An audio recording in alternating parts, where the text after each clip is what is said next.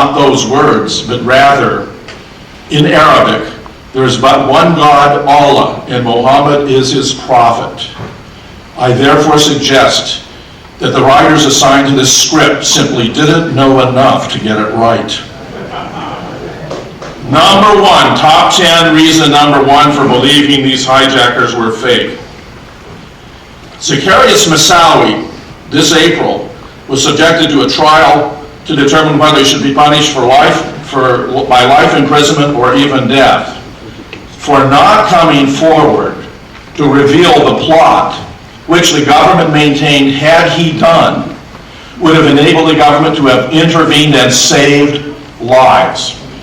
I make 3 observations.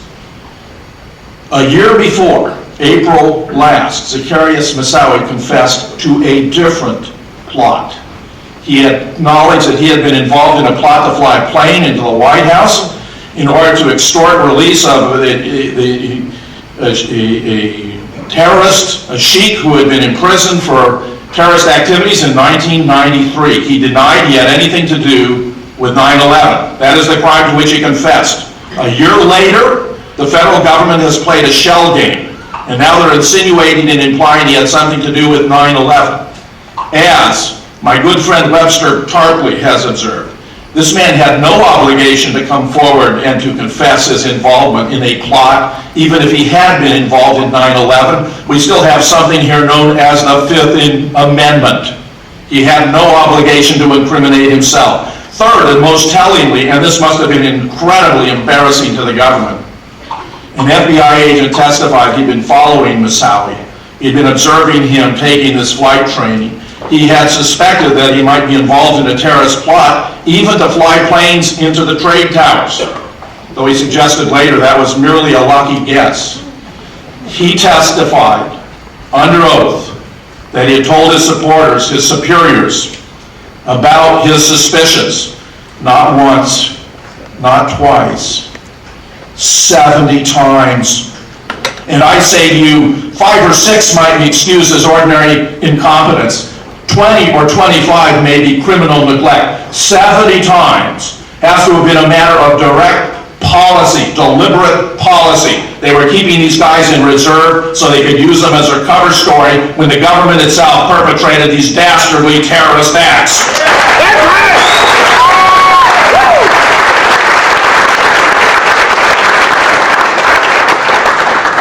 I'd like now, in just a moment, to have an open discussion for about 15 minutes between members of the panel, and then we'll have about 10-15 minutes to take some questions from the audience, and a few other distinguished members who've been part of this 9/11 meeting that we've had will also be able to say a few words. I just want to state on the record that if you look at one of the smoking guns of 9/11 is the supposed hijackers working for the U.S. government, being involved, living in bases. We have the Pensacola News Journal, MSNBC, reporting that at least 3 of them were training in a secret program at the Pensacola Naval Air Station. That's admitted, hidden in plain view. Then the dean of the Defense Language School, the head of the school, was in the major Californian papers and even in the Associated Press. It was first published in the San Jose Mercury News. He went public with the headline that the government was behind the attacks. And I even called and talked to him, but he wouldn't go on the radio show. They were talking about court-martialing, but they dropped that. Why did he say this? Well, buried in the article it was that 3 of the hijackers were trained in high-level spy training at the Defense Language School here in California. Then we have FBI informants living with some of the hijackers, living next door to them, giving them money. And then when other FBI agents in Miami, in Chicago, in Minneapolis, St. Paul, in Phoenix, picked up all this chatter that they had these Patsies out creating this history, so they could then use them later, they were told, back off, shut up, you're off the case. That's on record too. There's hundreds of these points that are all on record. And remember, the government tells us, elements of the government tell us that the terrorists attacked us because they hate our freedom. Well, then why is the government taking all of our freedom? To make the terrorists happy? Yeah! These globalists, they love to have little word games, little tricks, little things hidden in plain view. You see, it's true. The terrorists really did attack us to take our freedom and to seize the United States as an engine of local government. One of the main reasons we're having this event, I should have said it earlier, so I'll say it now, is to stop a new 9/11. Every time there's a new terrorist attack, every time there's some new event, the approval ratings for this police state go up, then they drop down again. And on every front, the neocons and their handlers and the other networks that are out there that work with them are in trouble. The jig is up, the people are waking up, and it's very, very exciting. Let's go ahead and start with Dr. Bob Bowman. Bob, why don't you just start this off, and let's all just go back and forth here and have a discussion about strategies, where do we go from here, how we expose this. We are exposing it. The old story, you know, the problem with this country is ignorance and apathy. And one guy turns to the other and says, "Do you believe that?" And the other guy says, "I don't know and I don't care." How do we end the ignorance and apathy? Well, I'll tell a story tonight in my speech about a couple of people I met on the flight out here and how I turned them around. And the answer to how we get rid of this ignorance and apathy is one person at a time. But we have to speak up. We have to raise our voices. We have to speak truth to power. We can't just sit back and let somebody else do it. We can't just sit back and say, well, Alex is doing it on his radio show, I don't have to do anything.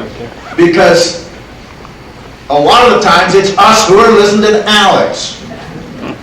We need to go out to those people who haven't heard him, and we need to tell them the truth. We need to convince them that they don't really know the truth and that they should. We need to stir the pot. We need to create a dissonance in their belief system so that finally it will waken them up. And we can do it, and we will do it, and we, for goodness sakes, are for sure going to do it when I get there in Congress and really raise some hell. Thank you. Yeah! I have a question I'd like to address to President Hartley. Being here at the hotel, I've talked to wait staff, people in the bar, I've talked to people that work at the hotel. I'd say about 30% of those, just here at this hotel that we randomly picked in LA, I'm from Austin, Texas, are already aware of my work, your work, of what's happening. And then others that I've talked to don't attack me. They go, yeah, I've always had a suspicion. And that's a microcosm of the polls, the Zogby polls, the CNN polls of 90% believing there's a cover-up, 83% another CNN poll. Everywhere I go, the talk radio interviews I do on